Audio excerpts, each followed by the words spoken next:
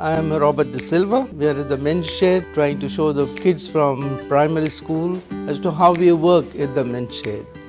I know that we're probably going to be building some things and probably do some gardening and stuff like that. We've got the teacher said we're making some bee farms. I'm excited to build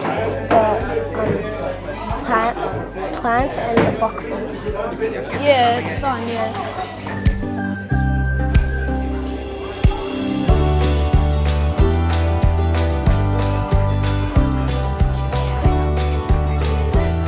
I've been in this program for almost 9 years now. We started the men's shed in 2011 and since then we have been working here. Mostly we do community work over here, helping the people to build up their schools. They meet us and they have something to do with their grandparents, and when they see us they've got a new idea of what life is about. We don't have anyone around and I was by myself and Oscar. He wouldn't go with others, he wouldn't go and make new friends. He's a bit hesitant. So I said to them, like, you know, he's like that. He wouldn't talk to everybody. He will just sit and play with his cars and take hours and hours. He can sit by himself and he doesn't actually get involved with new activities. I had discussion with the cat. Sometimes he struggled with routine and it could be, and sometimes he was very stuck in routine where he just wanted the same thing, and then if something had changed, he didn't cope with that change. And at first, when I had to use Epic, I was kind of like, oh, what is this? All it was any child that I felt needed a little bit of extra support. You'd fill out some forms, do some observation on children, and then you'd get in contact with Kim, who plays a big part of it, and she's been amazing. I oversee the rollout of our Early Intervention Services program. And then she told me, why don't you come on and join the meeting with Jacinta. So I'm here to actually help the educators to work with their family. And then I lead the meeting just as a conduit between everyone in the room, ensuring that the conversation is child-focused. It's a bit of a thing to throw around, you know, that the parent is the expert on their own child. We really want to make that real and tangible for parents and for families. Coming here is looking at the teachers and telling them my difficulties and finding the answers, all the answers. It's like making new friends. It's like the best thing. Jacinta's at the stage of assessing Oscar and talking to Mum about whether he is school ready. The really important thing, it's one of the things that really comes out from it, is that the families are able to identify where their child needs support. They're the only way I feel like, you know, helping me through all this difficult time when I was by myself with Oscar. And I wouldn't, because at that time I didn't have anyone. I know Mum's on her own here with Oscar and you know, so that just led us to do the best we can for Oscar. All I know is these guys are helping me. They're friends to me. Hi, my name is Meena Rani and I'm Oscar's mum. And what's your name? Who is this? Oscar. Oscar! Okay, Oscar. I'll do whatever it takes, you know, for Oscar. High five? Yeah. Okay. Thank you, Oscar. Okay. Oh, Good boy.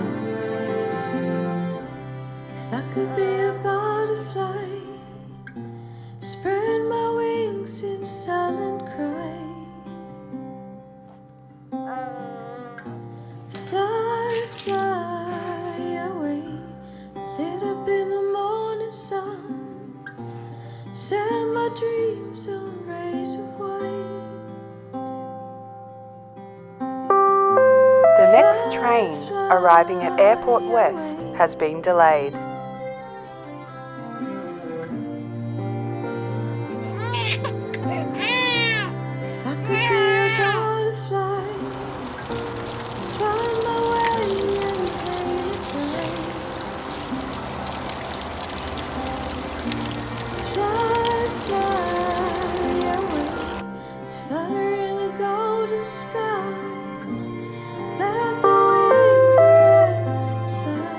The next train arriving at Airport West has again been delayed.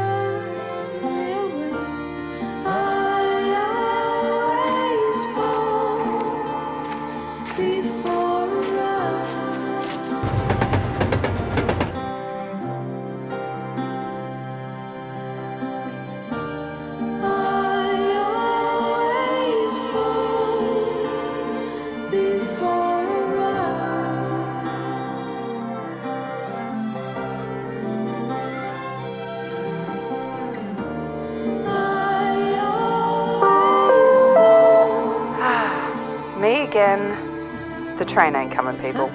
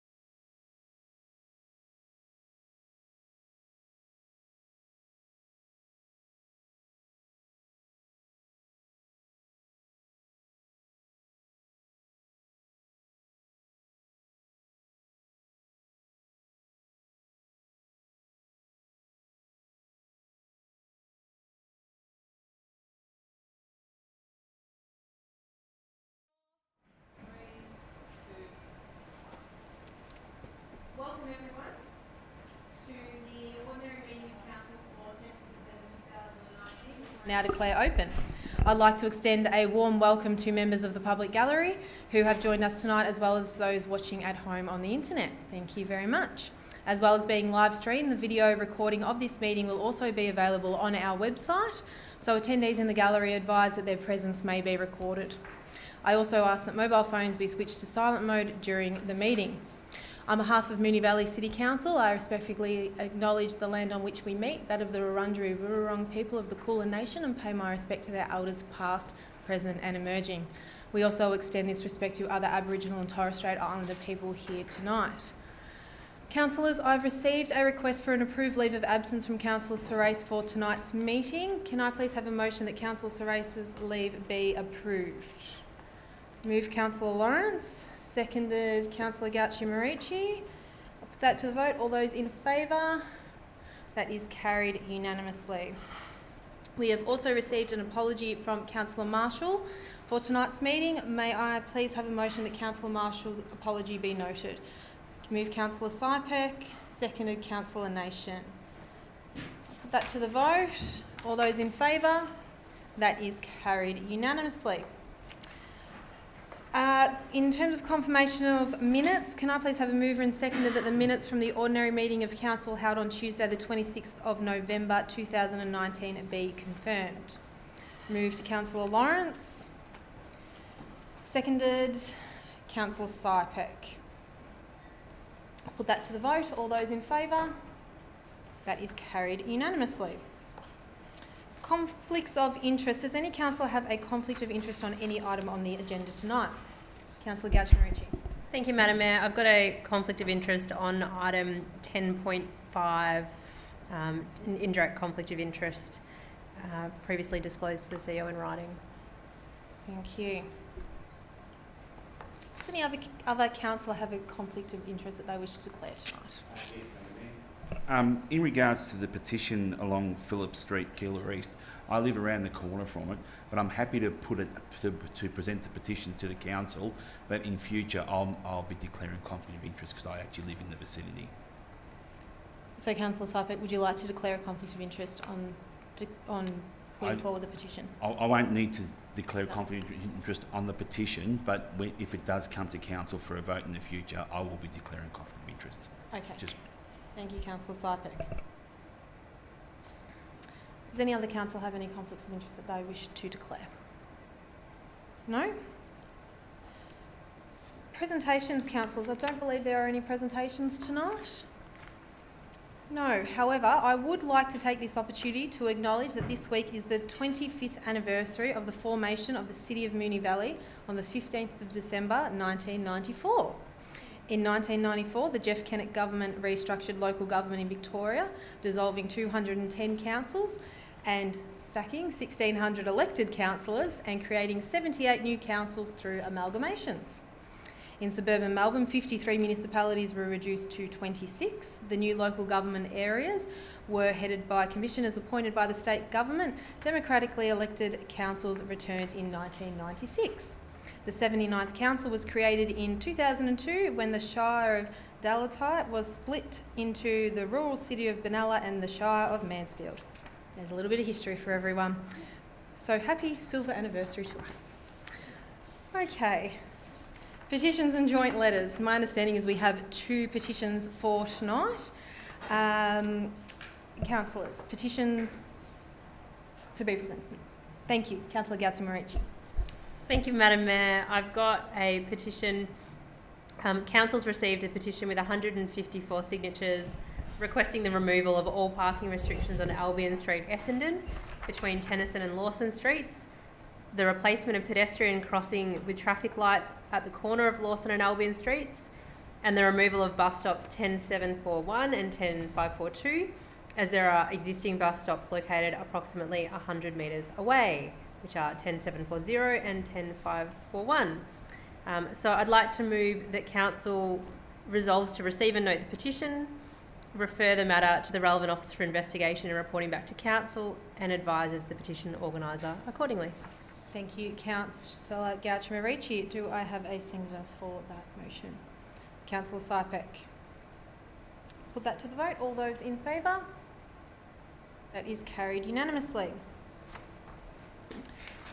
The next petition is about traffic along Phillip Road, Keilor East. Councillors, do I have a motion, please? Councillor Sypak. Thank you, Madam Mayor. Council has received a petition with 14 signatures requesting to address the speeding traffic along Phillip Road, Keilor East between Robert Street and Elaine Avenue by consideration of either a crossroad speed hump near the intersection, construction of a roundabout, or a review of all speed hump placements along Phillip Road, with a further full hump to be placed at Diner Parade at the end of the first set of existing humps prior to Faulkner Crescent. And the recommendation is that Council resolve to receive and note the petition, refer this matter to the relevant officers for investigation and reporting back to Council, and advise the petition organisers accordingly. So to confirm, Councillor Sypak, you are moving what that recommendation was? Yes, I am. Thank you, Councillor Sypak. Do I have the seconder for that motion? Councillor Lawrence. Put that to the vote. All those in favour? That is carried unanimously. Public question time. We now come to public question time, and we have received questions from 3 community members. I will invite residents to come to the lectern one at a time to read their question. I will then ask the relevant manager to respond. The first question has been received from Cheryl Tinney, which I will read as previously discussed offline with Cheryl, and then ask Statutory Planning Manager Petrus Barry to respond. Actually, I'll be asking Jessie Keating to respond. Okay, the question relates to planning application at 24 to 42 Dunlop Avenue, Ascot Vale, in relation to endorsement condition 7(e) planting of an additional 6 large canopy trees to offset removal of trees 83, 84 and 66. What species will be substituted and where will they be planted? Will one or more of these trees be planted in the spot where tree 83 is now? Thank you, Jessie Keating. Through you, Mayor, I'm just trying to locate that response. If I could just grab that answer from our Governance Manager. Thanks, yes, in response, if the application is approved, the species and location of the replacement planting will be determined once amended landscape plans have been submitted for endorsement in accordance with Condition 7. Whether one of the trees will be planted where tree 83 is currently located has not been determined due to the location of the basement, buildings A and B, and the secluded private open spaces of the ground floor dwellings of these buildings. All replacement trees will be required to be of a species and appropriate location to Council's satisfaction to ensure their longevity. Thank you very much. I will now ask Jeff Hurst to come up to the lectern, who has 2 questions. So I'll get you to ask your first question, please, Jeff. Sure, thank you, Councillor Mayor. Question 1, the report discussion construction of a dwelling to the rear of an existing shop and associated reduction in car parking requirements refers under 3.4. When considering a reduction of the car parking provisions, Council considers the site a good candidate for green travel due to its location in the activity centre, proximity to Strathmore Railway Station and other accessible public transport options. Has the Strathmore Station area been rezoned as an activity centre? Thank you very much for your question. Jessie Keating, I'll ask you to answer. Yes, thank you, Mr Hurst. In short, no, the subject site has not been rezoned as an activity centre zone. The subject site is located within a commercial 1 zone. Woodland Street and Pascoe Vale Road near Strathmore Railway Station is specifically listed under Clause 2107, Activity Centres of the Moonee Valley Planning Scheme, as a neighbourhood centre, hence reference within Section 3.4 of the Ordinary Council Report. This policy has been within the Moonee Valley Planning Scheme since adoption on the 5th of March 2015 under Amendment C134. Thank you, Jessie. I'll ask Jeff if you would like to read your second question, please. Thank you. Question 2, the discussion in the report 29 Woodland Street, Essendon, Lot 15 on plan of subdivision 8229, construction of a dwelling to the rear of an existing shop and associated reduction in car parking requirements refers under 3.4. Does the proposal address the relevant car parking provisions? The proposal is deemed generally to comply with the provisions of Clause 5206 car parking of the Moonee Valley Planning Scheme. How much does a deemed to generally comply with provision differ from a deemed to comply with provision? Thank you, Jeff. Again, through Jessie Keating. Yes, thank you again, Mr Hurst, for your question. Council officers cannot state that the advertised plans are deemed to comply, as they currently do not meet the numerical requirements of Clause 5206-9 of the Moonee Valley Planning Scheme. The scope of changes required to meet the numerical design standards allow the design to generally comply, subject to conditions on a permit. An example of this is where a 2.1 metre head height clearance is required to be achieved at the point where the roller door is located in an open position. Clause 5206-3 of the scheme also allows for a permit to be issued for a reduced number of car parking spaces afforded to the site. As discussed in the officer's report, the statutory car parking rates of the site have not been achieved and seeks a reduction of 1 car space. The officer's recommendations state it is deemed generally to comply with the overarching purpose and scope of the policy and justifies the waiver. As such, the Ordinary Council report at section 3.4 states the proposed is deemed to generally comply. Thank you. Thank you, Jessie. And for those of you, Jessie's title is the Group Manager of Planning. I will now move on to the next person to ask a question, Louise Teresh, to please come to the speaker to ask her question.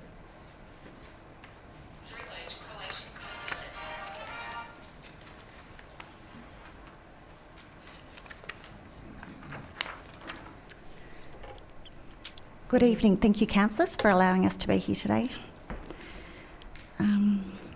There appears to have been 2 significant errors in planning and/or development allowed within our local shopping strip, with developments and subdivisions being allowed where restrictive covenants are in place.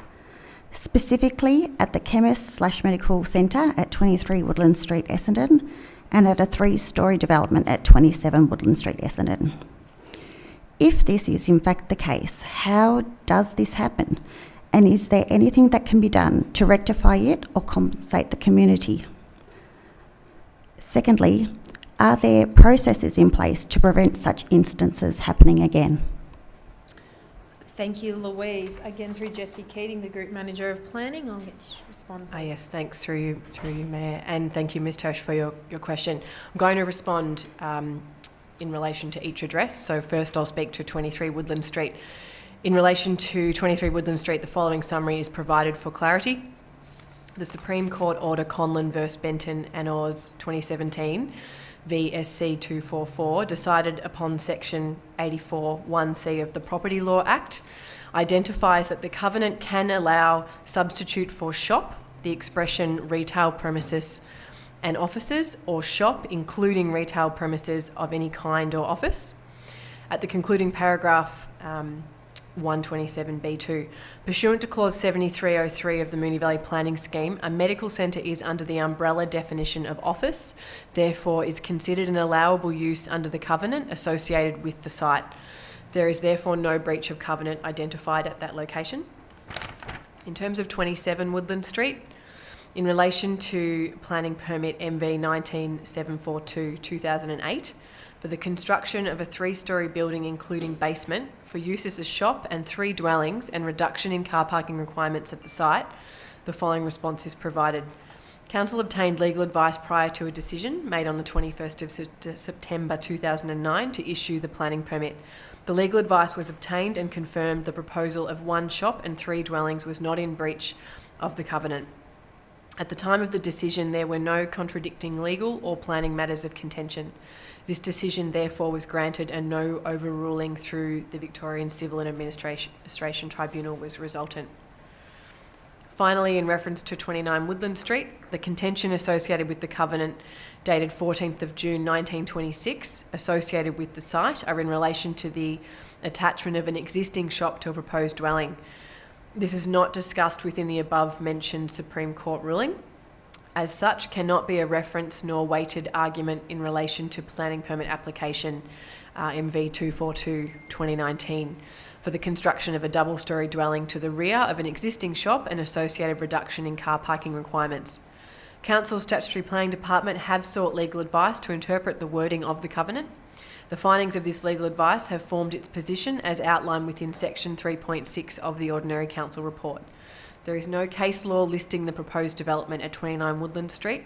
the subject site review for council this evening. That indicates the application is in breach of the covenant. Thank you, Jessie Keating. And thank you to all of the members of the gallery who asked questions tonight. We don't have any reports from special committees tonight, so it's timely that we move on to the reports, of which the first item on tonight's agenda is a planning application at 29 Woodland Street, Essendon. Councillors, do I have a motion? Councillor Sharp. Thank you, Madam Mayor. Thank you, Madam Mayor. I have a refusal, so I can read that out for you. Yes? Yes, please. A proposed motion that Council issue a notice of decision to refuse to grant a permit in relation to planning permit application number MV-242-2019 for the construction of a double-storey dwelling to the rear of an existing shop and associated reduction in car parking associated with the dwelling at number 29 Woodland Street, Essendon, Lot 15, on plan of subdivision 008229 in accordance with the following grounds of refusal. The proposal would result in a contravention of the restrictive covenant 1270442 that is registered against the property. Number 2, the sole access from the right-of-way in association with the dwelling fails to provide a safe, accessible and pleasant living environment for the occupants. Point 3, the proposal fails to provide sufficient car parking spaces on site as required under clause 52.06 car parking of the Moonee Valley Planning Scheme. Point 4, the proposal fails to satisfy the following standards contained within clause 54 of the Moonee Valley Planning Scheme and does not achieve an acceptable outcome in terms of the following objectives. A, clause 54.03-3 site coverage. B, clause 54.03-4 site permeability. C, clause 54.04-1 side and rear setbacks. D, clause 54.04-2 walls on boundaries, and E, clause 54.05-2 solar access to open space. Thank you, Councillor Sharp. Do I have a seconder for that motion? Councillor Lawrence. Councillor Sharp, would you like to speak on that? Yes, thank you. So tonight we have in front of us a refusal for the planning application at 29 Woodland Street. I have a number of concerns, which is why I have put up this refusal. I never take refusals lightly, so I've really had to go through this application before us, but my main concern is the covenant. Covenants are in place for a reason and offer a degree of security for our local residents. We do have a number of covenants across different areas of Buckley Ward in particular and Moonee Valley, and I believe it's vitally important that such restrictions are protected when they can be. If we chip away at covenants, we reduce their effectiveness and their original purpose is very likely deemed to be irrelevant. I note the residents in this area of Strathmore have fought off challenges to the removal of the covenant over many years, so I'm happy to support the residents by recommending this refusal. I will note my other concerns relate to car parking matter and insufficient car spaces allocated, walls on boundary matter and side and rear setbacks. I'm sure my fellow Buckley Ward councillors will have a few words to say, so I'll leave it there for now, but thank you. Thank you, Councillor Sharp. Councillor Lawrence. Thank you, Madam Mayor. Look, I concur with what my fellow ward councillor, Councillor Sharp, has mentioned. It's a small site, only 244 square metres, and I may repeat some of her points, but it's only to add to the importance of this title covenant, which exists to restrict the dwellings, and that applies both to shops and the local residents in that area. Residents have moved into this area with the covenant in place, confident that the planning rules will protect their part of Essendon and Strathmore. As the councillor who represents my residents and ratepayers of Essendon and Strathmore, I see it as my duty and responsibility to protect what covenants exist on property and estates within Essendon and Strathmore. Otherwise, what is the point of having these covenants, in my opinion? This proposal reduces car parking for the shop area to zero parking, which is also a concern, given the parking pressures of Woodland Street area already. I was in attendance at the consultation with this application, and the local residents raised several issues, including the parking pressures, but also the scale, the height and the non-sensitivity to the neighbouring area, no landscaping, loss of amenity, overshadowing, invasion of privacy, which in planning isn't strictly speaking an invasion of property, but if you're looking across a laneway into somebody's backyard, I think it might well be an invasion of one's privacy. The Victorian Supreme Court, in the case in 2007, which was mentioned, upheld and this covenant was tested by the legal system, and it held up, which was terrific. Finally, Essendon Strathmore residents should be able to be confident that the covenant that has protected the area will continue to protect their area, and that we won't have exemptions and compromise that so often happens with planning by other parties, put forward in an attempt to thwart the good governance, good planning and good residential amenity. I agree 100% with this refusal. Thank you. Thank you, Councillor Lawrence. Would any other councillor like to speak on this item? Councillor Gauchimerici. Thank you, Madam Mayor. The other councillors have obviously spoken extensively, so I will be brief. For me, my number of concerns hinge on a couple of factors. Parking has been discussed, the walls on the boundaries has been discussed, but for me, the other items are around that solar access to the open space area, mindful that what someone designs for themselves now might impact a future resident of this property who then wouldn't have solar access to open space. In terms of the use of the laneway by pedestrians, we're actively encouraging people to use what is a laneway driveway. We're actively encouraging people to use that as a pedestrian thoroughfare as a main entrance. And then obviously the key one for me is around the definition of attached and the covenant. So they're my key concerns. Thank you, Councillor Gauchimerici. Would any other councillor like to speak on this item? No? In that case, I will put that to the vote. All those in favour? That is carried unanimously. Item 10.2 on the agenda is a planning application at 24 to 42 Dunlop Avenue, Ascot Vale. Councillors, do I have a motion? Councillor Cusack. Mayor, I'd like to move the motion, the recommendation, the officer's recommendation as the motion. Thank you, Councillor Cusack. Do I have a seconder for this motion? Councillor Nation. Councillor Cusack, would you like to speak on the motion? The Office of Housing, through the Department of Health and Human Services, has undertaken a bold plan to look at the of modernising a number of housing sites and estates throughout Melbourne. The Ascot Vale estate is tagged for a long-term development that will take anywhere between 10 and 20 years. This stage, however, the Dunlop Avenue one, is stage one and is ready to go now. That's based on the fact that it is somewhat separated from the estate by the fact of there being a number of single-level housing properties across the road from it and the rest of the estate. There is also heritage listing in some of that other area. So the proposal that we have is to demolish 11 walk-ups, 2 and 3 levels, and to create 6 buildings that will have over 200 dwellings in them.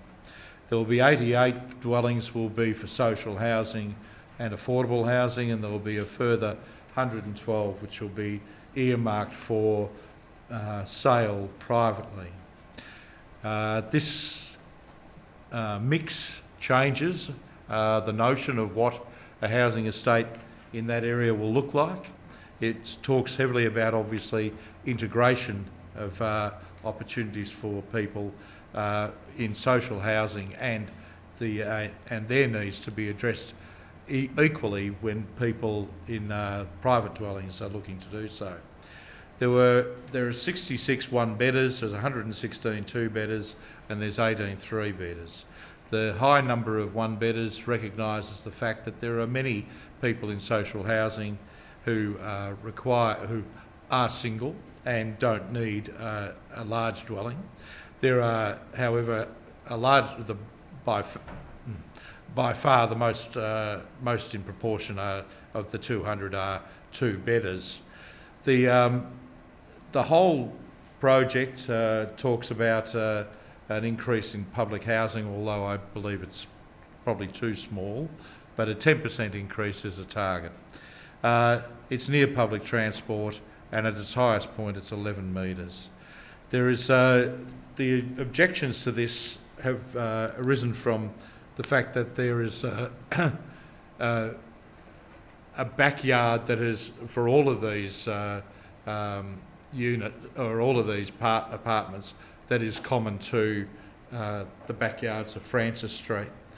The department in its planning has worked to pull that setback back so that it exceeds more than the 9 metres on all occasions, except for right up at the top where the last building is near Rothwell Street, and it is on the 9 metre scale. However, in all of those cases there's been some attempt to look at things like obscuring glass and so on like that. The notion of privacy is important. The other big issue around this development has been traffic and parking, and the proposal is to actually create 3 levels of parking underneath the development. So therefore, by bulking up the number of properties into 6 dwellings, or into 6 apartment blocks, and putting the parking underneath, there is actually an increase in public open space. There is an increase in the permeable space. The site coverage is kept to 47%, and the area of garden is 56% of the doings. Yep. And I have the critical issues that were raised by residents of those.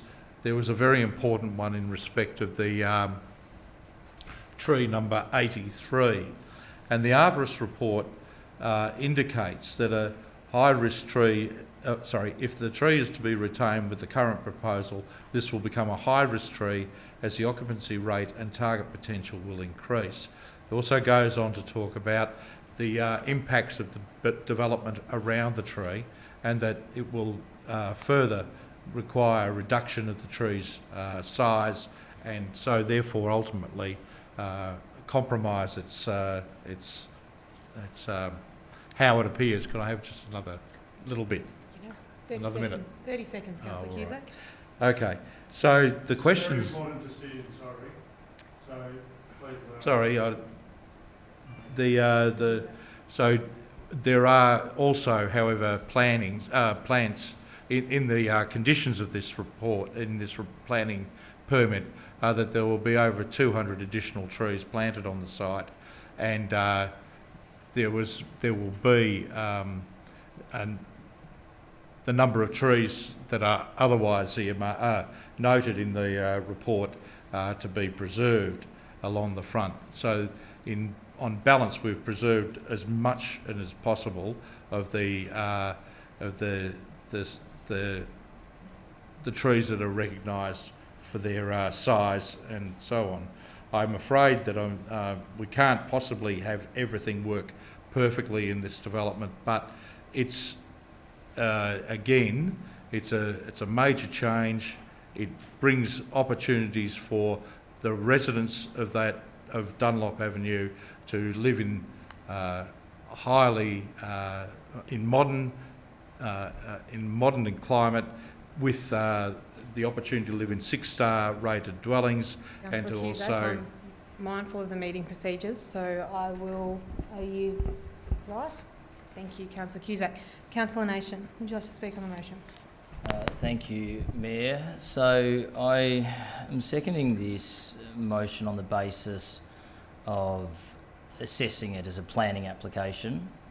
And as a planning application, I think it sufficiently adheres to the Moonee Valley planning scheme, and therefore I'll be supporting the motion. I do, and I have had and do have broader concerns with the project, and having listened to Councillor Cusack, I'm not as optimistic about the entire scope and scale of this project. And that's when you look at what is replacing the current 80 dwellings. So you've got 80 public housing dwellings. We're going through this entire process, or the DHS is going through this entire process to flatten them, rebuild, and the uplift is an extra 8 dwellings in the 8 public housing dwellings. Knocking down 80, replacing it with 88, and 112 private dwellings. That principle of a minimal 10% uplift is really concerning, in my opinion, as is the separation of private buildings and public buildings. So we've got 3 private buildings, 3 public buildings. Yes, they go A, then B, then C, then D, but there is no integration within the buildings or within the stories. And that's the crux of my concerns. That said, it is a planning application, and I've assessed it on its merit in regards to the Moonee Valley Planning Scheme, and therefore am supporting it. But I really think it's a broader project, and if this is just the first step, if DHS is going to the extent of knocking down, relocating people in public housing dwellings, then at least have a better ratio than an increase in 8 public dwellings and 112 private dwellings. It's in my opinion, it's just not good enough. Thank you, Councillor Nation. Would any other councillor like to speak on this item? No, I will put that to the vote. All those in favour? That is carried unanimously. Item 10.3 on tonight's agenda is 165 to 169 Keeler Road, Essendon. Councillors, do I have a motion? Madam Mayor. Councillor Gauchimarici. I'd like to move the officer's recommendation with an additional condition at 1E, please.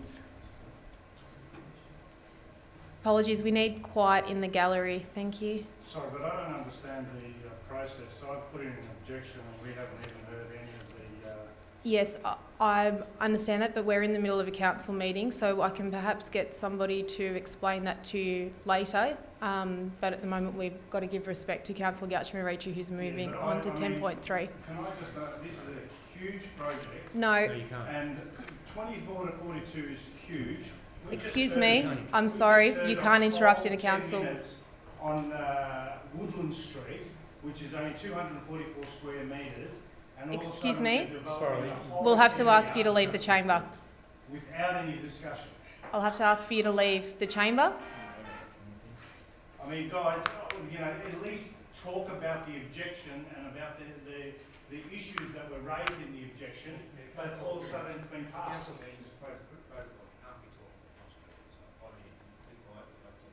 Yeah, I will leave, but this is, you know, this is just not right, guys. You know. Councillor Gauchimarici. Apologies, would you like to start again? Thank you. Thank you, Madam Mayor. I'd like to move the officer's recommendation with an additional condition at 1E, please. So 1E is to read, deletion of the northern bedroom of apartment G04, adjacent to the communal garden, with this additional area converted into additional communal open space with an improved entry layout for the enjoyment of future occupants. Thank you, Councillor Gauchimarici. Do I have a seconder, please? Councillor Sharp. Councillor Gauchimarici, would you like to speak on the motion? Yes, I will, thank you. There's a fairly comprehensive history there that's covered in the report. The decision on the previous application in 2016 was obviously before our time on council, before my time on council, not before everyone's time on council. But that decision was for 121 dwellings and had a level taken off to be 6 stories. So there is not a significant amount in this proposal that would be in conflict with the previous approved motion. There is obviously the high requirements that have been met. Almost all of the setbacks bar one balcony have been met. The vast majority of it is compliant. The only item, which is where the additional condition came from, was the comment from our landscape architect, City Design, that the ground floor communal garden is poorly positioned, partitioned into small bits, and does not provide a sense of garden landscape and does not respond to the concept. So hopefully this additional condition rectifies some of that concern so that future residents have a better communal area. In terms of the proposal itself, I think it's one of those things where I don't love it, but it's highly compliant, so it is what it is. Thank you, Councillor Gauchi-Marucci. Councillor Sharp, would you like to speak on the item? Well, thank you, Madam Mayor. Councillor Gauchi-Marucci was very concise. Concur with all she has said. I thank her for her addition of point E. I think that'll be vitally important in ensuring that the communal open space works effectively for the residents that live at the premises, but obviously it's a very large site. The first endorsement of this proposal was back in 2016 and highly compliant. Don't love it, but yes, we have it before us and it complies with our Moonee Valley planning scheme, so we'll be supporting it. Thank you. Thank you, Councillor Sharp. Would any other councillor like to speak on this motion? Councillor Lawrence. Thank you, Madam Mayor. Look, I won't be too elaborate with my details. Look, there was only one objector, I note, from the Moonee Valley planners in the report. I also note the conditions that are quite significant from the Moonee Valley City Council Planning Department. There are over 130 conditions and sub-conditions applied to this application, which is pretty confronting to know, and given the size of the development, it's actually comforting. So I applaud that from our planning department. They've gone through it with a fine-tooth comb, even though it has had an application that's been approved previously. This one is a two-stage for what was previously a one-stage development with the subdivision, with the second development. I won't go into the history. I think Councillor Gauchi-Marucci's covered all that. And it's a suitable location. Keilor Road, I know, has got quite a few development high-rise already in existence. This is a huge block that will sit there idle unless something is actually done. The facade is quite attractive. Its setbacks are suitable. It meets all the requirements of our local planning policy framework, zoning, overlay controls, and Moonee Valley Planning Scheme, and as well as the Planning Environment Act 1987. So it's general compliance with the requirements and provisions of our policies. Given that, should this application come before VCAT is another question that I would throw into the back of my mind, which I've done. And without these conditions that we've applied, we could end up with something that is much worse from a planning outcome, potentially, and in Keilor Road. So given all of that, I support the application. Thank you. Thank you, Councillor Lawrence. Would any other councillor like to speak on this item? No, I will put that to the vote. All those in favour? That is carried unanimously.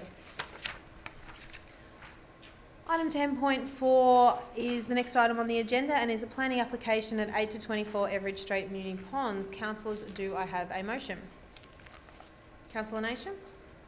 Thank you, Mayor. I'll move a motion in the form of the officer's recommendation. Thank you, Councillor Nation. Do I have a seconder? Councillor Sharp? Councillor Nation, would you like to speak on the item?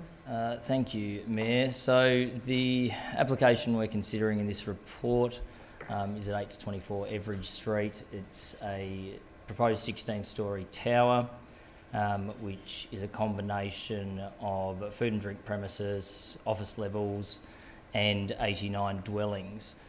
Context-wise, it is that corner of Everidge and Homer. There's a Subway, I think a kebab shop there at the moment, the old-style commercial properties. So the proposal when it stacks up against our planning scheme, and it's in that ACZ1, it's relatively compliant. It should be noted that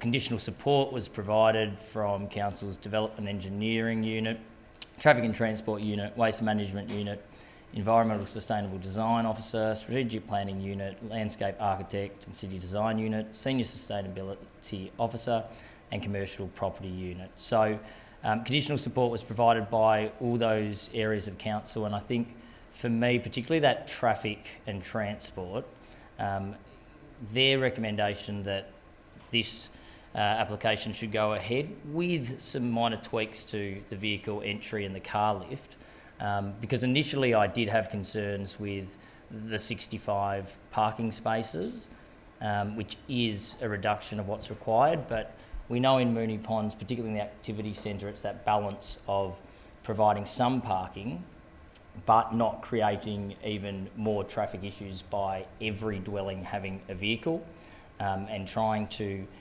encourage green modes of transport. So for the Traffic and Transport Unit to give conditional support, that means that I'm comfortable with those 65 spaces. It should also be noted that there were no objections to this application.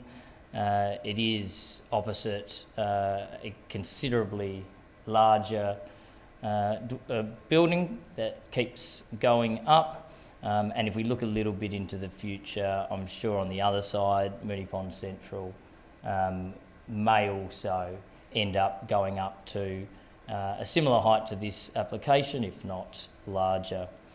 Finally, just a quick note in the executive summary, which I think gives a really good synopsis of this application. The proposed development provides a suitable level of intensification for a site located within a major activity centre and the principal public transport network area with no adjoining sensitive interfaces. Ultimately, the proposal, subject to conditions, successfully balances conflicting objectives in favour of net community benefit and sustainable development for the benefit of present and future generations. In particular, the proposal provides a food and drink premises and 2 office levels for meaningful employment opportunities and activation of each streetscape, a substantial increase in housing opportunities and considerable diversity of dwelling stock to meet growing population needs. As such, I am happy to endorse the officer's recommendation and would commend it to fellow councillors. Thank you, Councillor Nation. Councillor Sharp. Thank you, Madam Mayor. Happy to second that this motion. Councillor Nation has been very concise with his description of this proposal, so I won't need to add too much, but just to note that this application is compliant with building height and setback requirements as it stands within the Moonee Valley Planning Scheme. I'll note that there are a number of sustainable initiatives that will be taking place in this development. There's a rooftop green kitchen, there's tons of bicycle parking, and there's solar bank collectors as well. So I believe that's just a few of the sustainable initiatives. There's a heap more mentioned in the report. But happy to support this application as it stands. Thank you. Thank you, Councillor Sharp. Would any other councillor like to speak on this item? Councillor Cusack? Thank you, Mayor. I have a lot of reservations about this particular proposal. I think that it's, and the most important one I think is that we have now, as a council, considering our amendment around the Moonee Ponds Activity Centre and all of the papers that go with that and the significant plans that we have developed with community, with the traders, with developers, and have had those peer reviewed by all sorts of people like major architects and so on in this around the community. The thing that worries me is that this is getting ahead of that process, and my concern is that while you can't stop progress, which is the old adage, but on the other side of that, if we move quickly, and far too quickly on this, we won't be able to take the advantage of creating the beautiful Moonee ponds that we want to create, and to wind back some of the disaster that has been foisted on us through poor decisions made ultimately by ministers around the Caden building. And I worry considerably about how the design works into a better looking Moonee ponds. I worry considerably about how we're working in with the urban design features that will make Moonee ponds look a better place at the human level. And while I'm not particularly over-fussed about the car parking issue, there's an upside and downside on that, and I can see the upside that this proposal is talking about, and whatever goes into that site, yes, would be an issue. So I also am concerned, and I appreciate also what the development is doing in respect of the gardening and greening initiatives. But could they, rather than being in places, well, an adjunct to those should be what's happening down on the ground, and we're not getting that through this proposal, and I worry considerably about that. And while the amenity of the people who live in the apartments is being addressed, we're not talking about what Moonee Ponds will look like and how people will embrace this place over in the years to come. So I'm sorry, I had thought for a while that I might support this motion, but I think there are too many issues that are still hanging out there and need to be resolved. And on that basis, I can't support what is before us, and I would like to see further time and consideration given under the context of the MPAC. Thank you, Councillor Cusack. For clarification, were you foreshadowing a motion? Yes? Well, I will. Pardon me, Mayor. Yeah, I'm happy to foreshadow a motion should this one be lost. Would any other councillor like to speak on this item? Councillor Gauchimerici. Thank you, Madam Mayor. Just very briefly, Councillor Cusack's covered most of what I was having some concerns around. My reservations aren't with the building conceptually. I'm pleased to see a number of the initiatives in it. For me, I just had some concerns around the elements that were over the boundary, the built form, the setbacks, the pieces. There's just a lot of heavy conditioning there to make these things compliant. But for me, and again, a reduction in parking I didn't see as particularly a huge one, but then the number of conditions and discussion that happens around the stackers, and we know well from every other development that you can provide stackers, but a lot of people won't use them. So for me, I had a number of concerns with how the parking was configured, the accessibility of apartments that again had to be conditioned to be compliant. I can't support it at the moment, sorry. Thank you, Councillor Gauchimerici. Would any other councillor like to speak on this item? Councillor Lawrence. Thanks, Madam Mayor. I won't take too much time. Look, I've never been a great supporter of high-level buildings overall. However, I can see that we can't turn back time here, because the large skyscraper, if you want to call that, that's already being built in Moonee Ponds is going to be a fait accompli, as we all know, and we're going to be lumbered with this. And I can see this going potentially to VCAT, and I just think, well, are we ever going to win that one? I don't think so. And that's only my opinion, of course, and I wouldn't preempt anything.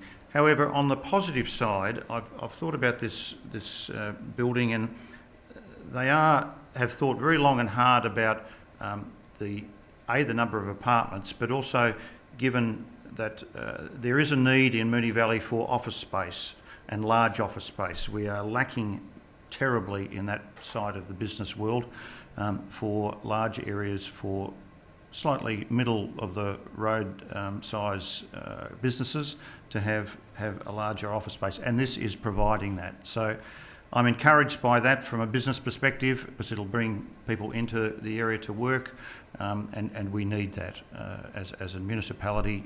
It's great to have businesses that employ people but are also located in our our region. The rooftop garden aspect I applaud. I think that's a great initiative along with the solar side of things. It's a great use of space, and I think it's also for not just for trees but also for vegetable growing and other aspects. So again, that's a positive from where I sit. And then finally, I take it that there's a social context being included in the community of those apartments, whereby there's somebody who actually brings the community together for different activities, and they can be for multitude of recreational pursuits. But again, it's not just leaving somebody sitting in their apartment wallowing away by themselves as a solo person. They're bringing the people together, and that's a community aspect that I applaud. So I think that's a good result. Sorry, did I? I just could hear people talking. And so I applaud that, and think that's a good result. So that's all I've got to add. Thank you. Thank you, Councillor Lawrence. Would any other councillor like to speak on the item? No? Councillor Nation, is there was opposition to that? I will allow you to close. Close. I will briefly, and I think fellow councillors did raise the impact work that council is currently undertaking, the impact to 2040, being a pilot program that may reshape Moonee Ponds. The issue, however, is that we cannot assess this application based on the potential for the impact work to A, get moved tonight, and then B, become a seriously entertained document. We need to assess this application according to the Moonee Valley Planning Scheme and the Activity Centre Zone Schedule 1, which 3 of the councillors sitting around these chambers were part of approving in 2011. So those were the rules that Moonee Valley City Council set in 2011. They are still the rules, so we need to assess the application based on those rules. Now, those rules very likely may change. They may change in the next item. But we have to do and follow due process and consider this application based on the rules, and as such I do agree with the planners that this application has a sufficient level of compliance. Thank you, Councillor Nation. I will put that to the vote. All those in favour?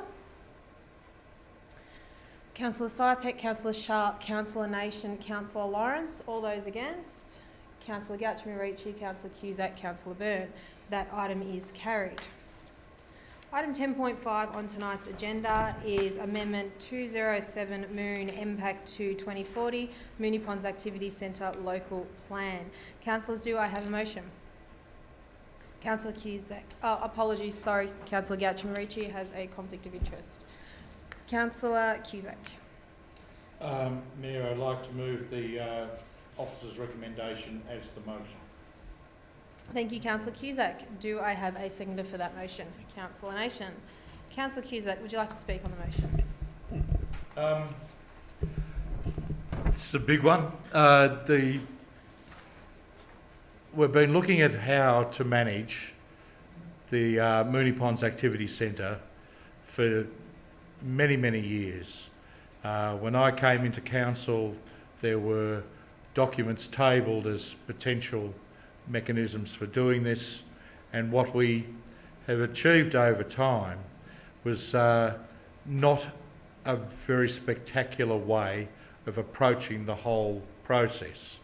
In fact, it was very much focused on what was on a block and how high you could go. And in the real world, nobody in our community thinks like that. They are concerned about height, obviously, but they are concerned about what it means to be part of Moonee Ponds and to actually use the area.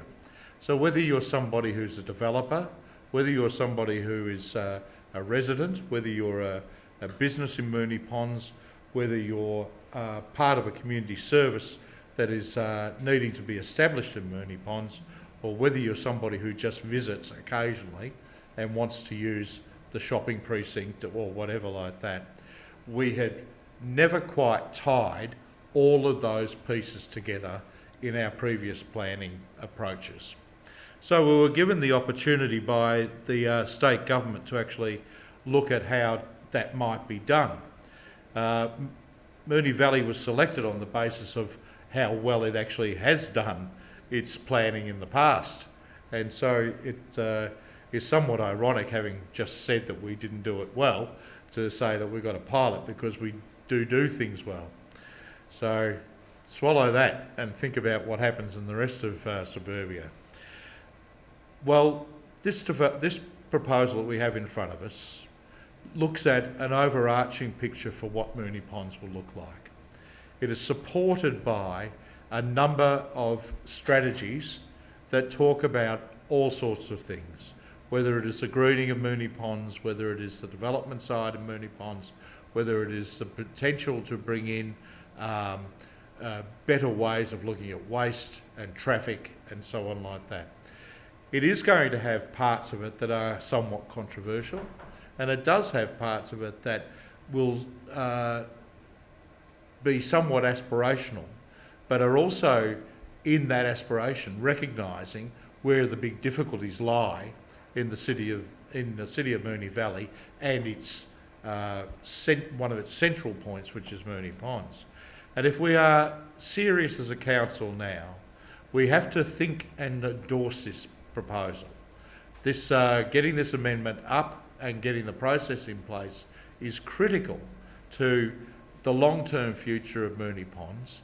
It works absolutely hand in glove with our big project planning around 2040. It creates that opportunity for people who move into the central part of Moonee Ponds to also be very actively part of the life of this area overall. So I commend the whole of the plan to my fellow councillors. I know that a lot of people will be looking at this and wondering how do we cope with it all. But can I just say that these plans have been developed not in isolation, but they are integrated.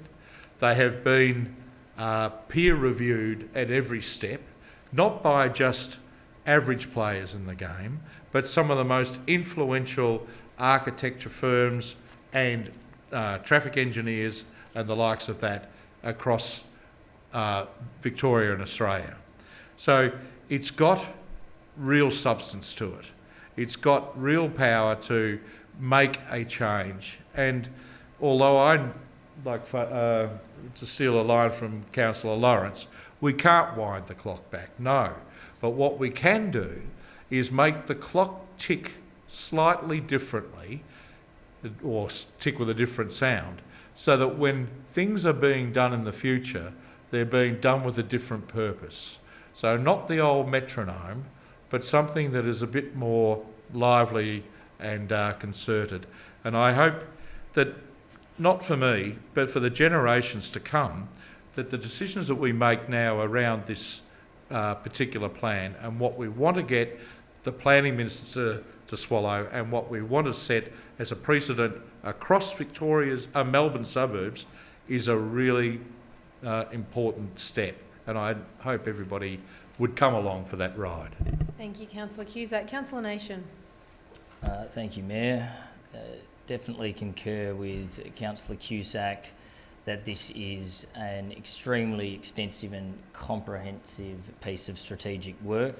And I would like to commend the council officers who have been part of, all of them, and all the areas and departments that have been part of this project.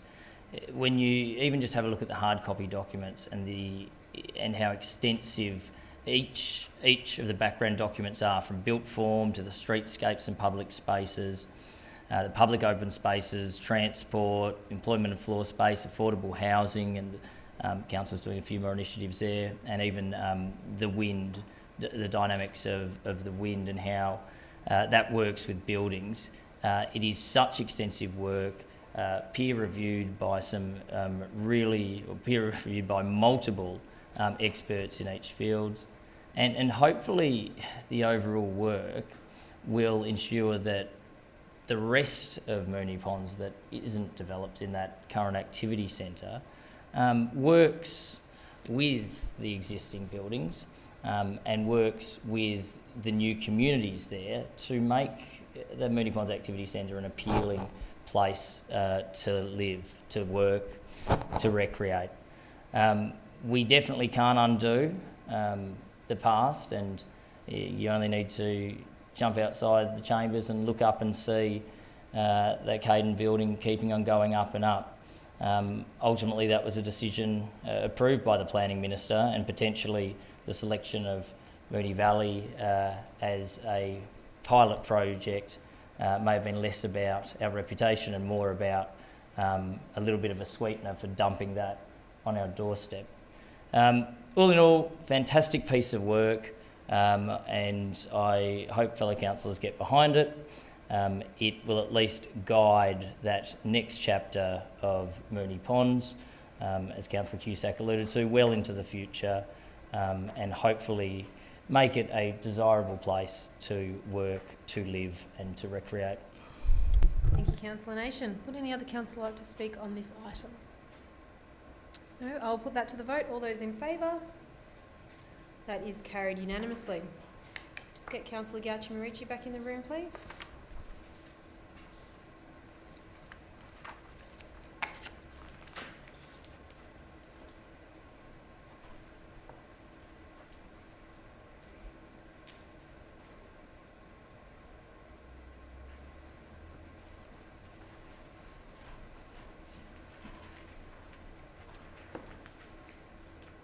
For those of you that are tuning in at home, when a councillor declares a conflict of interest, they have to step outside of the chamber, which is what Councillor Gauchi-Marici did. But now we are moving on to the next item on the agenda, so she's back. So, item 10.6 on the agenda is response to notice of motion 2019-24, declaration of climate emergency. Councillors, do I have a motion? Councillor Lawrence. Thank you, Madam Mayor. I'd like to move the motion with a slight amendment, being that, should I read the entire motion? Please, Councillor Lawrence. Thank you. Proposed motion, the Council resolves to A, note the costs and issues associated with the bin stickers and confirm that no further action be taken to implement the bin stickers in Moonee Valley at this stage, but B, note that Council will continue to implement ongoing waste education communication for Moonee Valley residents in order to reduce contamination rates for our curbside waste collection, including, and this is the addition, including the distribution of the 2020 waste calendar and a social media campaign. Thank you, Councillor Lawrence. Do I have a seconder for this motion? Councillor Sybeck. Councillor Lawrence, could you please speak on this item? Thank you, Madam Mayor. Look, the cost of these stickers was the sticking point, pardon the pun. It could have... they were going to cost between $62,000 and $115,000 for every resident to whack them on their bins. So, and there would be some that would probably throw them in the bin, but that's another story. So, I think this is a sensible and worthwhile program of education, and also providing those waste calendars, which I think, and other councillors may be able to correct me here, but they used to be distributed in our municipality and haven't for the last couple of years. But they're a useful item to know what bin to put out and when to put it out and what to put into each bin. And I think that's a good initiative. If we can reduce our waste, then we're doing our bit for the environment, and less pollution is less pollution. So thank you. Thank you, Councillor Lawrence. Councillor Sybeck. No? Would any other councillor like to speak on this item? Councillor Cusack. Just a quick note. I don't mind the notion of stickers, but I think they have a place only in a broader strategy. And so to have to consider this as an item singly in that space makes no great sense in my mind. And so I'm happy enough to see what Part A of the motion reads, and to look at that at another stage. It basically leaves the door open. I just wonder how many different types of bin stickers we would have to produce, because not everybody speaks English in this municipality, so there could be literally many hundreds of languages involved here, and with a community as diverse as that, there's many hundreds of versions of what this is all about and what might be a yellow bin versus other bins and so on like that. I do take up B though, and reckon that that's a very important issue. Again, I think it needs to be considered under as a significant action under a broader scope of actions, and I know that our officers are working very, very hard in that whole area in respect of our climate change and environmental issues in terms of community education. And in fact, I'm very, very pleased to see today invitations going around to people who are part of the environment network in this municipality. Sorry, councillors. Councillor Sypek, thanks. Sorry, continue, Councillor Cusack. Yeah, okay, I'll finish this, Secchi. Who are part of the environment network in this community, and more can join any time they feel like, for a major function on the 27th of February next year, where we will have representatives from the Bureau of Meteorology and other people who are interested in the science of climate change talking to the community. So you can get onto that one through Eventbrite, but that's part of the scope of the process of education and understanding of what's going on that we need to do, and so this motion falls in within that umbrella. Thank you, Councillor Cusack. Would any other councillor like to speak on this item? No, I will put that to the vote. All those in favour? That is carried unanimously. Item 10.7 on the agenda is the 2019-20 Capital Works Program update. Councillors, do I have a motion, please? Councillor Sharp. Move the officer's recommendation. Seconded.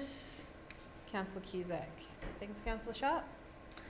This is just a report that comes to us periodically when there are changes to our endorsed Capital Works program, so it is all pretty self-explanatory, nothing contentious, so happy to proceed and support. Thank you. Thank you, Councillor Sharp. Councillor Cusack. Only to agree with Councillor Sharp as the seconder. Thank you. Would any other councillor like to speak on this item? I'll put that to the vote. All those in favour? That is carried unanimously. Item 10.8 on the agenda is titled Crown Street Stables 2018-19 Highlights. Councillors, can I please have a motion? Councillor Cusack. Pardon me, Mayor. Just taken off guard there. So again, I'll move the officer's recommendation as the motion. Thank you. And a seconder? Councillor Nation. Councillor Cusack. Crown Street Stables is really growing up. I must say, when the place was resurrected out of the ground, fixed up and all the rest of it, I had a slightly different picture of what it might look like, and I was one of the people who argued against its current structure. Well, I'm happy to say I've got egg on my face, and it's done really, really well. It's now a few years old, and projects like this need time to mature, and that's what we've been able to do through the structure that we've developed. And I can only congratulate the staff that have been involved in making this go ahead. And I was at the Crown Street Stables on the 2nd of December, on the last Sunday week, at one of the most fabulous events that this community has ever put on. And that was just that little bit of in advance of the International Day of Recognition of People with Disabilities. But it was around our recognition of people with disabilities.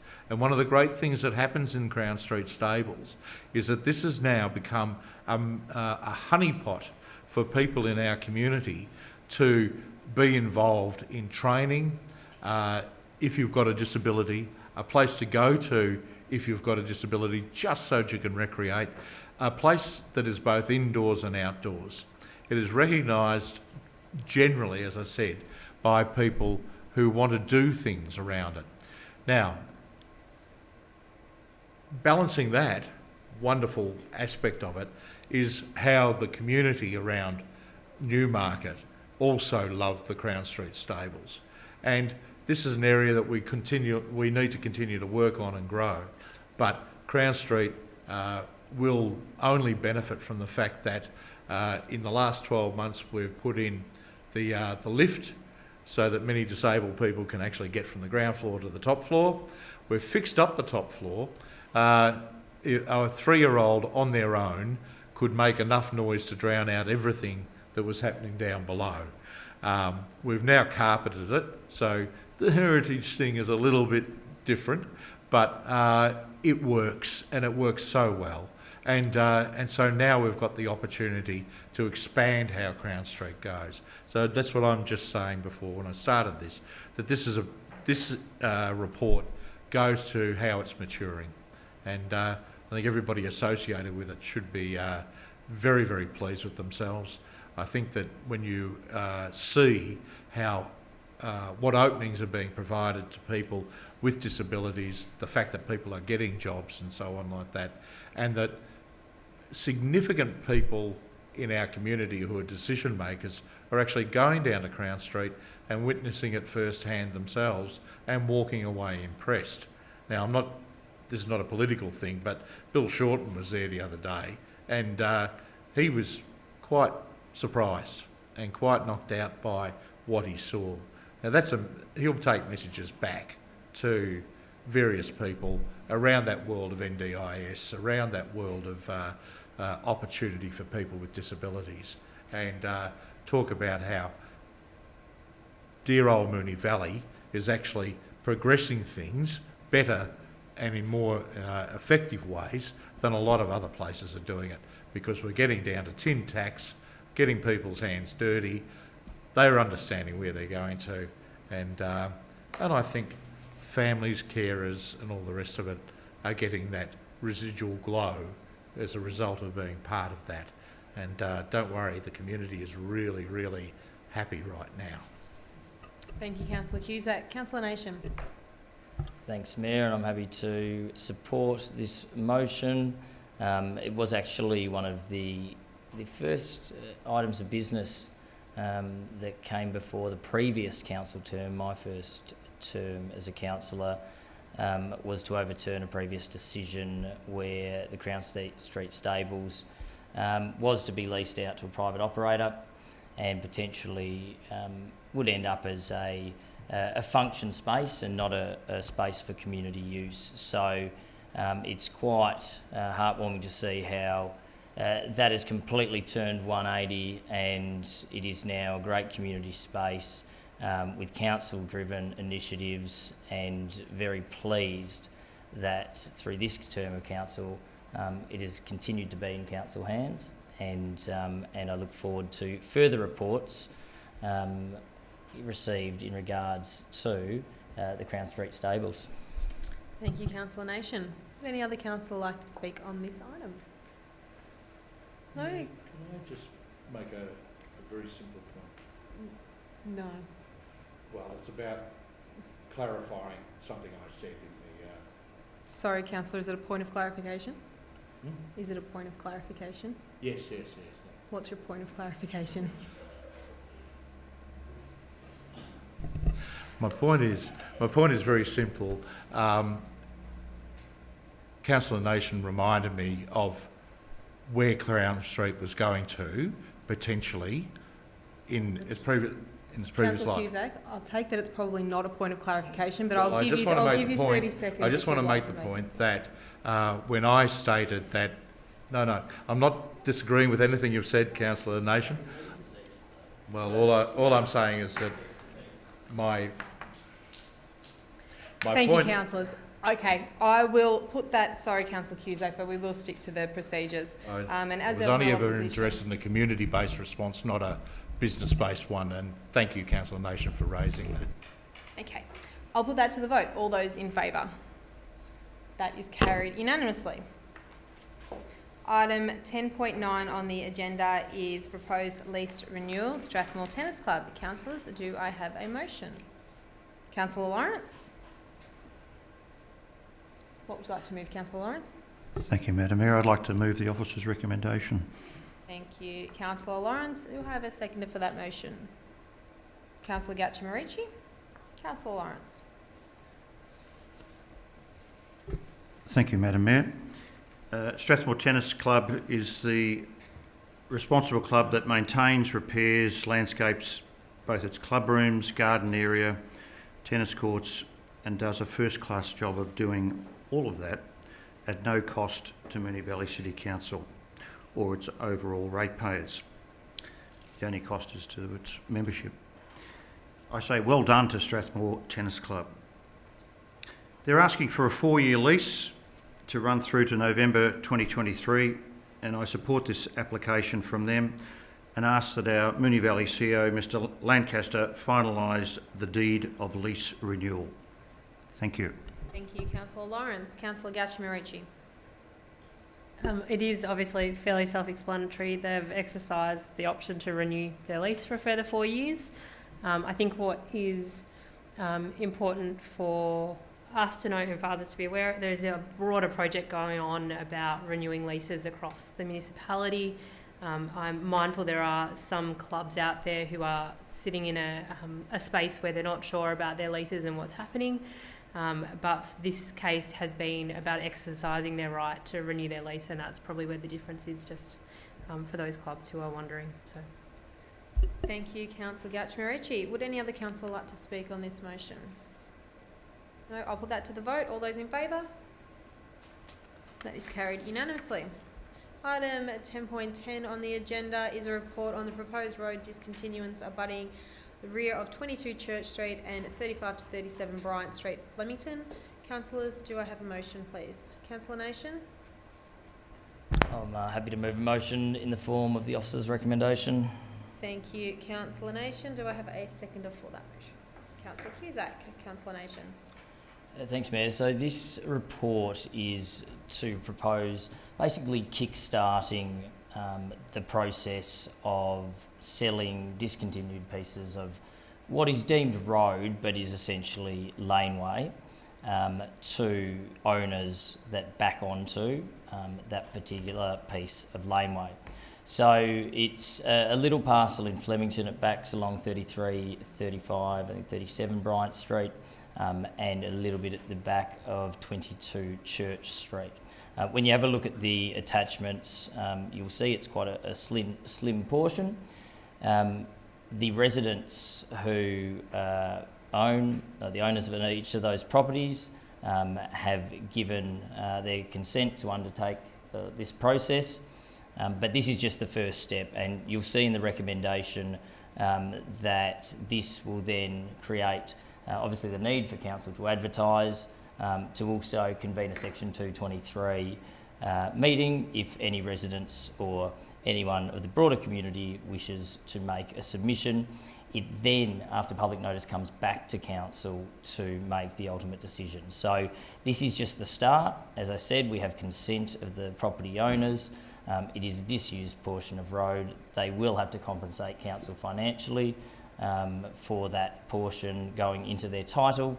And I think if councillors read the report, it is fairly straightforward and a process that has been done numerous times, particularly within those suburbs of council that are quite old and have laneways that are no longer used. Thank you, Councillor Nation. Councillor Cusack. It's a sensible proposition and addresses, exactly as Councillor Nation said, a number of anomalies that occur over time in very old suburbs as laneways are just not used in other parts of the as a connection between houses and main roads. Thank you, Councillor Cusack. Would any other councillor like to speak on this motion? I'll put that to the vote. All those in favour? That is carried unanimously. Item 10.11 on the agenda is authorisations and delegations of council, update 2019. Councillors, do I have a motion, please? Councillor Sharp? Move the officer's recommendation. Thank you, Councillor Sharp. And a seconder? Councillor Lawrence. Councillor Sharp. Oh, happy to support or move the report. It's pretty self-explanatory. It's all about how the delegations of council work. Can be pretty intricate, so I won't go into great detail, but happy to move the recommendation. Thank you, Councillor Sharp. Councillor Lawrence. I think Councillor Sharp has covered all the details and as well as needs to be done. Thank you, Councillor Lawrence. Would any other councillor like to speak on this item? I'll put that to the vote. All those in favour? That is carried unanimously. We are now up to notices of motion on the agenda, and the first notice of motion is notice of motion number 2019-26, returning the Moonee Valley Bee Program. I call on Councillor Sypek to present his notice of motion. Yes, thank you, Madam Mayor.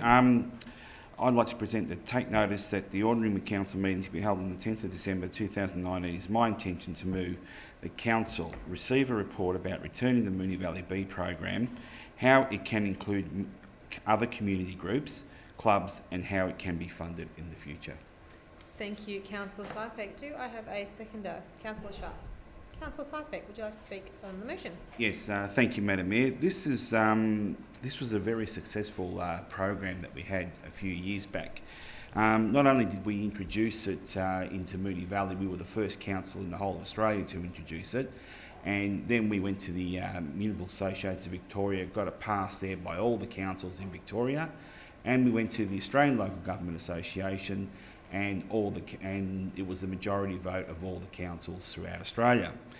As we didn't have any line item funding for this, we ran it on virtually voluntary basis. But I think this program is too good not to be fully funded. We were producing a lot of local honey.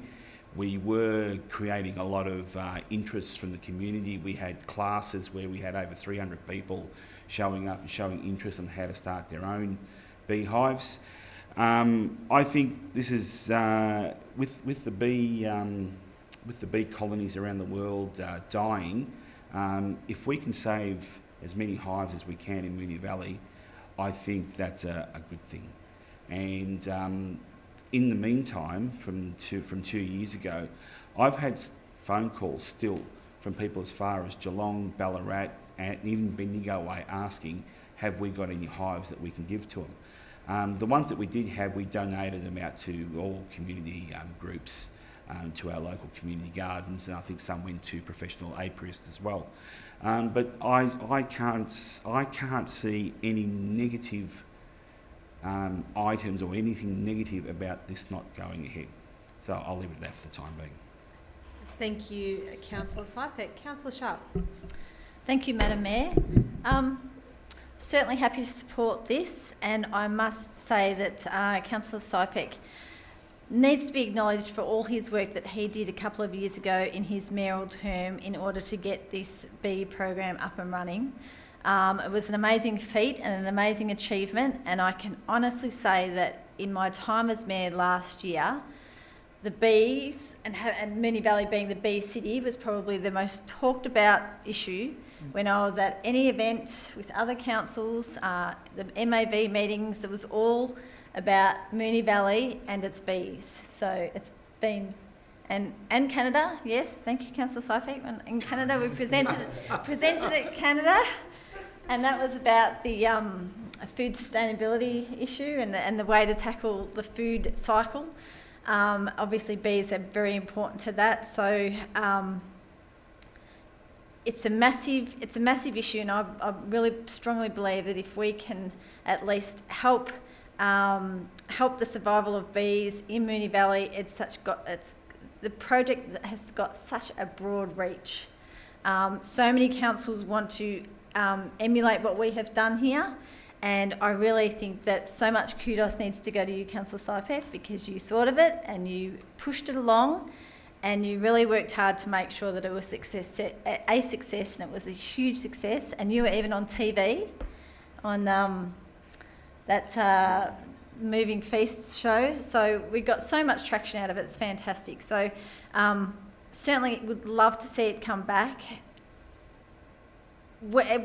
Councils are often canned for what we don't do, and not much recognition is often given to what we do.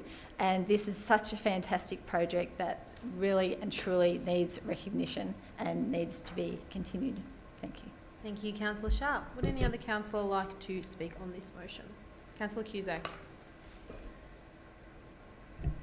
Some people may think it's trite to talk about this, and I'm wholly behind you, Councillor Sypek and Councillor Sharp. The implications for this are really, really big for Moonee Valley. Yes, we've talked about the reputational stuff and we've talked about the bees themselves, but if we are serious about 2040, if we're serious about the greening of Moonee Valley, we need to be serious about the threat to pollination. We need to be serious about the role that the bees play in making this whole municipality work. It's not just a simple thing like bees are nice, but you won't have any tomatoes, you won't have any of the other fruit that you try to grow. You won't see a whole lot of things happen with some of our beautiful grevilleas and all the native gardens and so on like that around our municipality, because there won't be anybody to pollinate them in a changing environment. So putting the brakes on and doing something about that is really central to how we can make a small thing happen that has huge ripple effect across our community. So, and I know that as has been said, so many people love the bees, and as a person down at the community garden at Essendon Community Garden, the hives down there have been going up and down a little bit because I've been stressed with the weather and all that sort of stuff, but they're working, and our community is very, very curious about beekeeping and all that sort of stuff.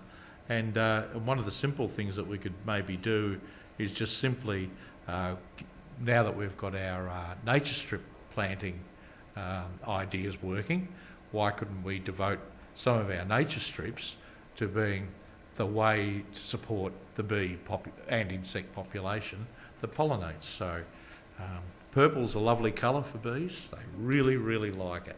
So maybe you might think about putting something out there like a bit of lavender on your nature strip. Good idea. Thank you, Councillor Cusack. Would any other councillor? Councillor Gauci-Marici. Just really briefly, I would really like to congratulate Councillor Sypek on bringing this back. Obviously, the environmental outcomes have been talked about and is really important, but I think for me there's also the piece around our communities and our health. There are a number of positive health outcomes around having local honey for hay fever and all those sorts of things, and the number of people within community groups who I hear regularly asking for local honey. We have a huge opportunity to be able to be one of the people providing that from an economic point of view. But for me, the way that we engage with our community groups, we've got so many kids these days that are really interested in finding ways to be involved in their environments, so being able to have people in our community educated who can teach those kids how to do these things. I often think that we look at things and we come up with 101 reasons as to why we can't do it. So I really hope that we can look at this one in terms of reasons why we can and should do it. And in a typical Rotarian pun, I can't wait till the hives are buzzing. I was waiting for a B pun at some stage, so thank you, Councillor Gauci-Marici. Now, would any other councillor? Councillor Lawrence. Is that on? Yes. Thank you, Madam Mayor. Look, yes, I applaud Councillor Sypek and the honey bee initiative, and all bees produce honey. I think they do anyway. I'm not an expert on that, but I do know that my lemon tree didn't produce any fruit for 3 years. It was a new lemon tree, and Then Councillor Sypeck was kind enough to give me a little bee hotel, courtesy of the men's shed, I believe. And guess what? I've got lemons on my lemon tree. So every gin and tonic drinker would have to admit that that's a pretty good thing. Anyway, that's a side trick. I also have a family member who has bees, and he is a great exponent of this and has his own hives and so forth. And he tells me that bees are decreasing in number and have for some time now. So we really need to encourage this just from a ecological as well as environmental aspect. So, applaud you, Councillor Sypeck. Good stuff. Thank you, Councillor Lawrence. Any other councillor like to speak on this item? You're right. I don't. Oh, good one, Councillor Nation. Yeah. There wasn't any opposition, so I will put that to the vote. All those in favour? That is carried unanimously. Item 11.2 on tonight's agenda is a notice of motion, potential improvements to Moonee Valley City Council's gateways and gateway signage. I call on Councillor Nation to present his notice of motion entitled Potential Improvements to Moonee Valley City Council's Gateways and Gateway Signage. Thank you, Mayor. I move that the Chief Executive Officer brings a report back to Council detailing potential improvements to Moonee Valley City Council's gateways and gateway signage. In particular, refreshing current signage, ensuring Moonee Valley City Council gateway signage acknowledges the traditional owners of the land, as well as looking at alternative gateway options to signage, such as plantings, lightings, etc. Thank you, Councillor Nation. Do I have a seconder for this motion? Councillor Lawrence. Thank you, Councillor Nation. Thank you, Mayor. And look, it's a fairly straightforward notice of motion, so it probably doesn't need a great deal of discussion or explanation from myself. One of the ways that Moonee Valley City Council acknowledges the traditional owners of the land is with declarations at council meetings and council events, or acknowledgements at council meetings and events, with signage on our buildings.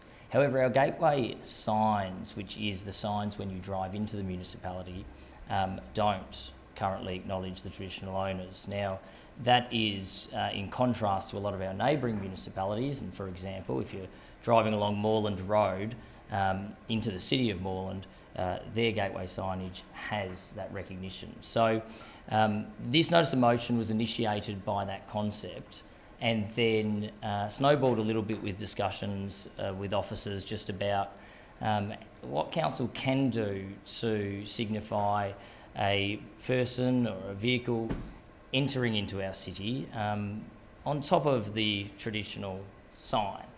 It may be plantings. There's a whole range of ideas that officers put to me, and I thought, what an excellent way to both review that acknowledgement of traditional owners, but also look at how we can update our signage, which hasn't been updated, at least in the 7 and a bit years that I've been on council. It's not an ego trip. It's not get the biggest and best sign to say welcome to Moonee Valley, but it's at least giving visitors into our city acknowledgement that they're entering the city of Moonee Valley, and even residents a little bit of comfort when they come home back into the city of Moonee Valley. We have, for example, some outdated signs on Buller Road where there is a farewell to the city of Moonee Valley. It says, "Thank you for visiting," or something to that effect. It's actually on the wrong side of Buller Road, so it's not even on the median strip, it's right over the other side. So it's a nice concept, but this is where this is where we can take our signage to at least update it and signify those main gateways. It doesn't have to be every single road that goes into the city, because we know we border multiple municipalities and there are many ways in and out of our city. But those major roads that have a significant amount of traffic, and where signage can be appropriately placed as well, because some entrances to our city might be with small nature strips and not practical. The report, or the motion, asks for a report back to us. It's not committing to anything. And I will note in my address that I expect that report will obviously have costings as well. Council does have a budget line item for gateway signage or something to that effect. But that budget consideration also has to be something that councillors and council considers when this comes back. So hopefully fellow councillors are willing to support. As I said, it's hopefully not a too controversial notice of motion. It's just getting the ball rolling to recognise our city. Who knows, Councillor Sypek, maybe a beehive on the back. Welcome to the bee city. There's plenty of options for our gateway signage. Thank you, Madam Mayor. Thank you, Councillor Nation. Councillor Lawrence.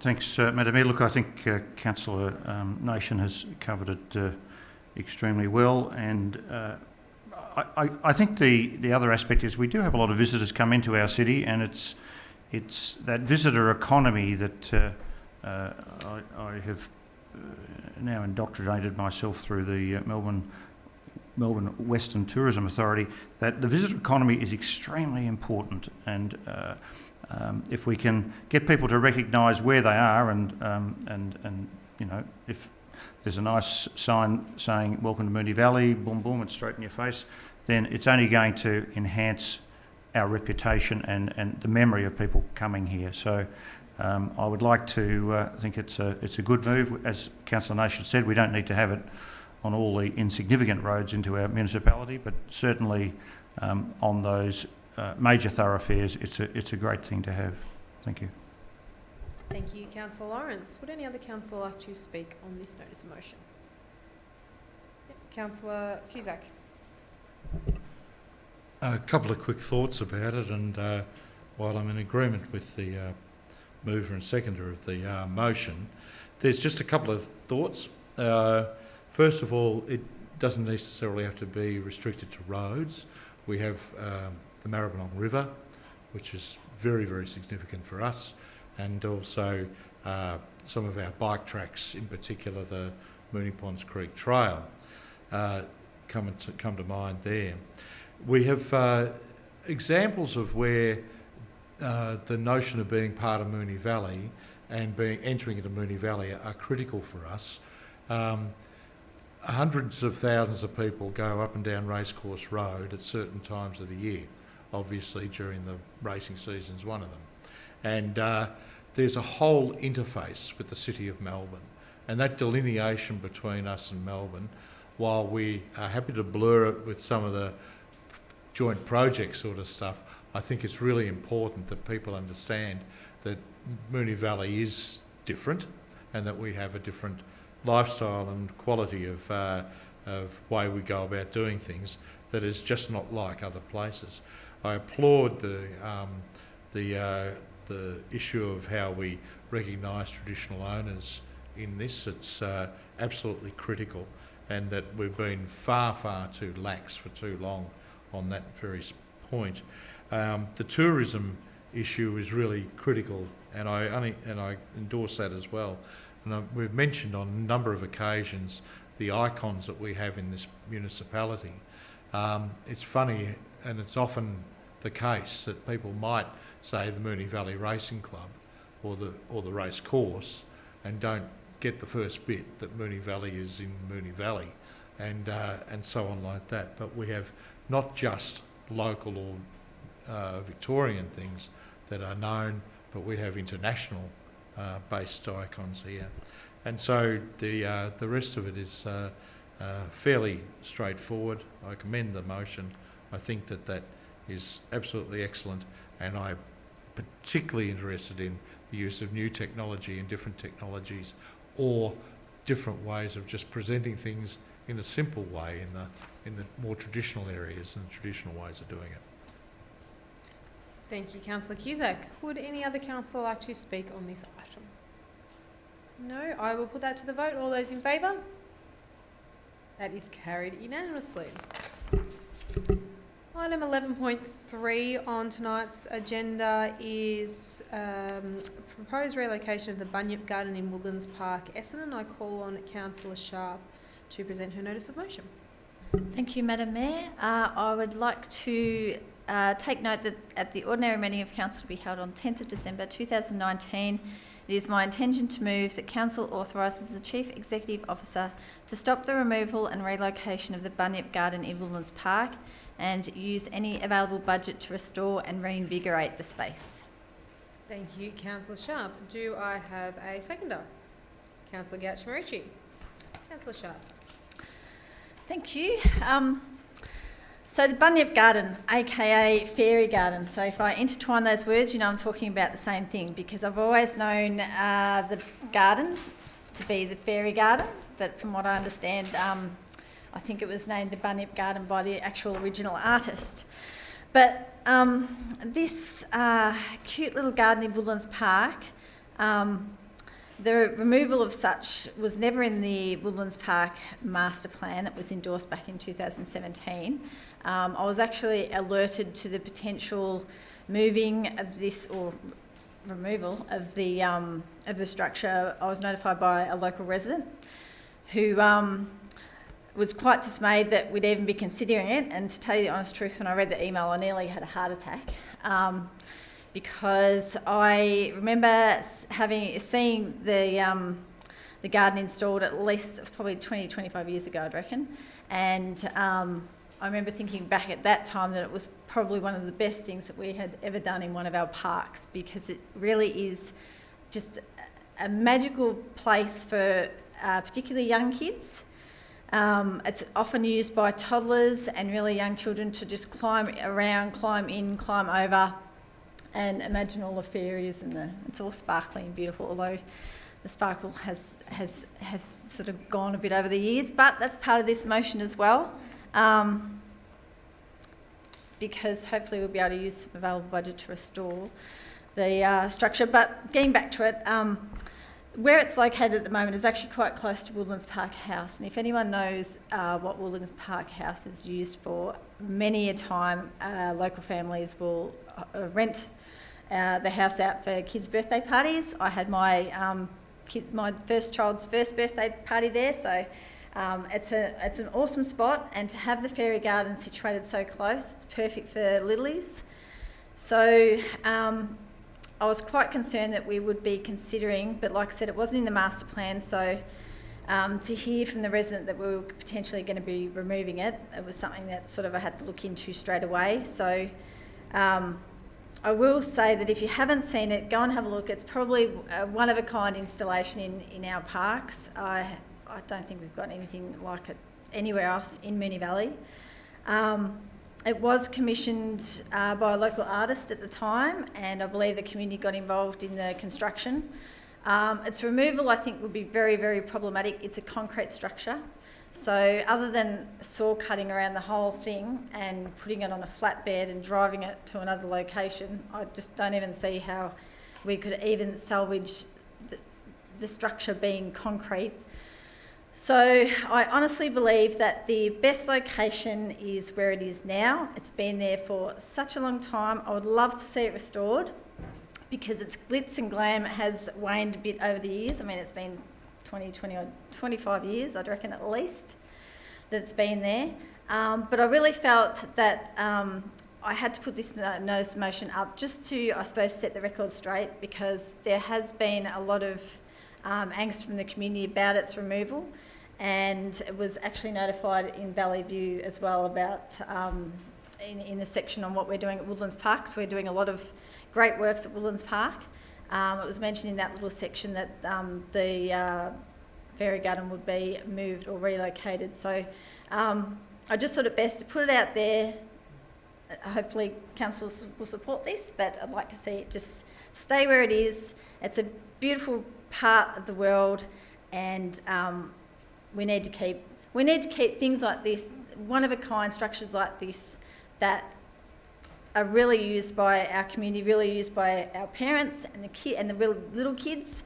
You don't often see play equipment that's really suited to really little kids that you know, you can let them go crawl around, you don't have to worry about them. So hopefully councillors will support this and the bunyip garden can be restored, lovingly restored, and the glitz and glam put back into it. Thanks. Thank you, Councillor Sharp. Councillor Gachmi-Ritchie. Thank you, Madam Mayor. I must say I am so pleased to be able to support this motion, so I commend you and thank you, Councillor Sharp, for bringing it to us. I must apologise to the resident who rang me and said it was being moved, and I said, no, it's not, that's not in the master plan, and it wasn't until all of this came forth that it had been talked about being moved and we weren't aware for a fair while. So I'm really excited to have this motion in front of us that puts clearly in the sand the fact that we want it to stay exactly where it is. For me, I was literally there on Saturday afternoon with my 4-year-old and my 1-year-old. My 4-year-old made friends with a completely random young girl, and the two of them were running in and out of the fairy house. They were chasing dragons. And for me, the importance of imaginative play is something that all the research highlights and all the research suggests is so important.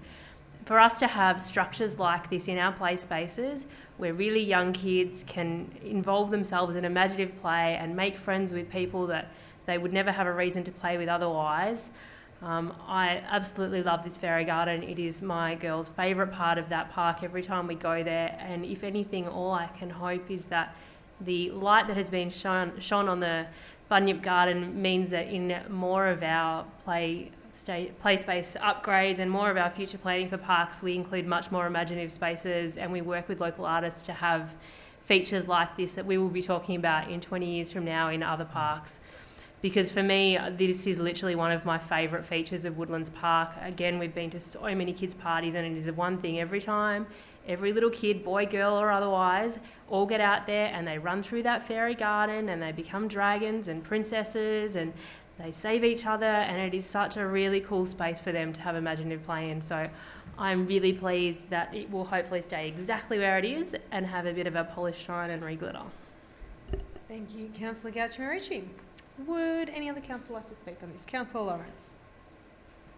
Thank you, Madam Mayor. As the only ward councillor who hasn't spoken, I certainly walk through Woodlands Park frequently and see the fairies at the bottom of the garden, and it does remind us of our childhood, and we have in Moonee Valley some great imaginative playgrounds such as the pirate ship and the fairy garden being the other one that comes to mind, and even for older children, you know, skateboarding parks and the like. So we're catering for all aspects of different ages within our municipality, and this is one that particularly, as Councillor Sharp and Gachmi-Ritchie have already mentioned, caters for the younger, very young children who just can let their imaginations run wild. It's pirates in the pirate ship, it's fairies down the bottom of the garden at the bunyip garden. So I think it's great. I think that's a good idea to probably have it spruced up a bit and add a bit more fairy dust to the condition of the different things that are there. So my comment is leave the fairies where they are. Thank you. Thank you, Councillor Lawrence. Any other councillor? No, I will put that to the vote. All those in favour? That is carried unanimously. We are now up to the item on the agenda, urgent business. Councillors, do we have any urgent business tonight? No? Item 13, delegates' reports. Do we have any delegates' reports? No, zooming right along. Well, as we have no confidential items on the agenda tonight, that concludes our meeting for tonight. So thank you to the members of the public who are in the gallery tonight. Our next council meeting will be on Tuesday the 11th of February 2020, and on behalf of all councillors and council officers, I'd like to wish everyone in Moonee Valley a very Merry Christmas and a Happy New Year, and we look forward to having a big event season and a big year next year. So thank you and good night.